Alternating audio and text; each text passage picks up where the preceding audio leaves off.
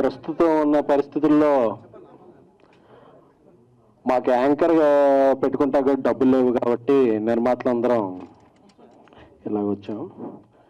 వంశీ నందిపట్టు గారు, బెన్నీ గారు, అనురాగ్ గారు, చైతన్య గారు, రాజేష్ దండ గారు, మద్రాస్ శ్రీధర్ గారు, ధీరజ్ గారు, మన రాజేష్ గారు, వంశీ గారు, విజయ్ గారు, శరత్ చంద్ర గారు. సో నా పేరు ఎస్కేన్. ఏం లేదండి, ప్రస్తుతం ఇదేదో మాదేదో గ్రూపిజం అదేం లేదండి. ఇక్కడ మాకు మాట్లాడటానికి పదాలు ఉన్నాయి తప్ప, పదాలు వాటిని వ్యక్తం చేసే పదాలు ఉన్నాయి తప్ప పదవులు ఏం లేవు. ప్రస్తుతం ఉన్న పరిస్థితుల్లో ఒక నిర్మాత ఎంత దయనీయ స్థితిలో ఉన్నాడో, అంటే అందరూ కూడా రైట్స్ గురించి మాట్లాడుతున్నారు కానీ రెస్పాన్సిబిలిటీ గురించి ఎవరో మాట్లాడట్లేదు.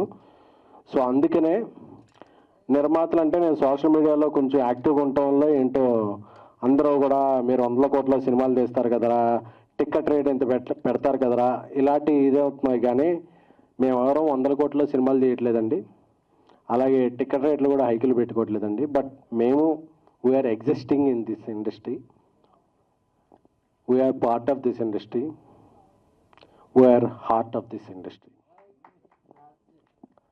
అంటే ఇయర్లీ 250 ఫిలిమ్స్ వస్తే 200 films small to mid films అండి. అవే ఇండస్ట్రీకి బ్రీతింగ్. సో నేను చూస్తున్నానండి, ఇప్పుడు ఒక ఇండస్ట్రీలో విపత్కర పరిస్థితి ఉంది. అందరూ కూడా తమ రైట్స్ గురించి మాట్లాడుతున్నారు, మేము మాత్రం మన రెస్పాన్సిబిలిటీస్ గురించి కూడా మాట్లాడితే బాగుంటుందని ఈ సమావేశం ఏర్పాటు చేశాం. కానీ ఇందులో మేమెవరో పెద్ద కాదు చిన్న కాదు, వేరే గ్రూప్ ఆఫ్ రైజింగ్ ప్రొడ్యూసర్స్.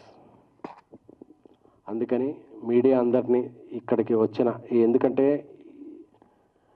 ఒక రెండో ప్రపంచ యుద్ధంలో కూడా ఒక బుల్లెట్ని ఎదుర్కొని కవరేజ్ చేసింది ఒక మీడియా మాత్రమే. సో ప్రొడ్యూసర్స్ యొక్క పరిస్థితిని, producers are not cash back అని చెప్పే ఒక ఇప్పుడున్న పరిస్థితిని కన్వే చేయడానికి పెట్టిన ఈ సమావేశానికి హాజరైన print, electronic and web other media ప్రతినిధులందరికీ స్వాగతం. ఇప్పుడు ఒక్కొక్కళ్ళు వాళ్ళ స్వాగతాన్ని వెల్లడిస్తారు, ఆ తర్వాత మీతో Q&Aలో కూడా పాల్పంచుకుంటారు. ఎందుకంటే ప్రొడ్యూసర్స్ ఎవరు ఓపెన్ అవ్వట్లేదు. ఒక 2-3 మాట్లాడటం వల్ల ప్రొడ్యూసర్స్ అందరూ చాలా ఒక సుఖ పాంత్ మీద నివసిస్తున్నారు, వాళ్ళకి ఏం ప్రాబ్లమ్స్ లేదు అనుకున్నారు. సో అందుకే ఈ ఇండస్ట్రీలో ఈ సమస్యలన్నీ ఇదే వరకు ఈ మాలే కంటిన్యూ చేయాలని ఈ రోజు నుంచి నిన్నటి నుంచి యాక్చువల్గా నేను మాల వేసుకున్నానండి. సో ఇండస్ట్రీలో సమస్యలు అన్నీ ఇదైన రోజు నేను మాల తీస్తాను. Thank you. ఇప్పుడు ఒక్కొక్కళ్ళు వాళ్ళ సమస్యలు అది మాట్లాడతారు. Thank you media, love you.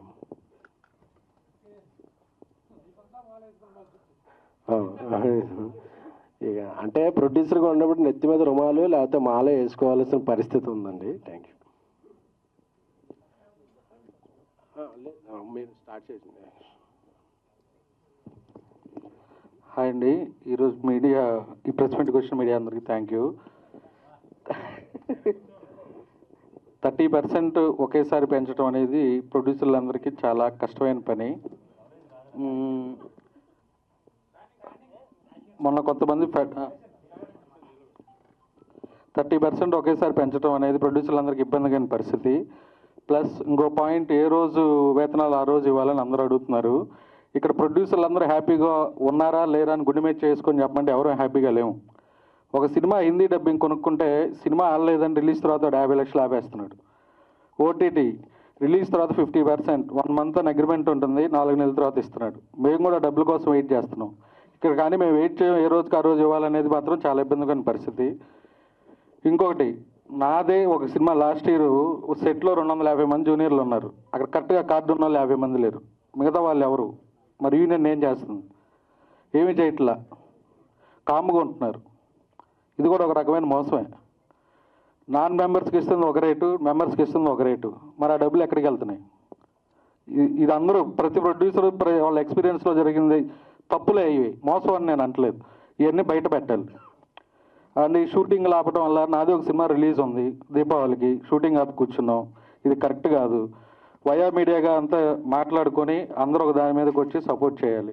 చిన్న సినిమా బతికితేనే థియేటర్లు ఉంటాయి. పెద్ద సినిమాలు ఇప్పుడు ఎస్కెన్ గారు చెప్పినట్టు సంవత్సరానికి 50 ఉంటాయి, 50 కూడా ఉండవు. దానికి మీడియా వాళ్ళు అందరూ సపోర్ట్ చేసి ఈ సమస్యను తొందరగా సాల్వ్ చేయాలని కోరుకుంటాను. Thank you.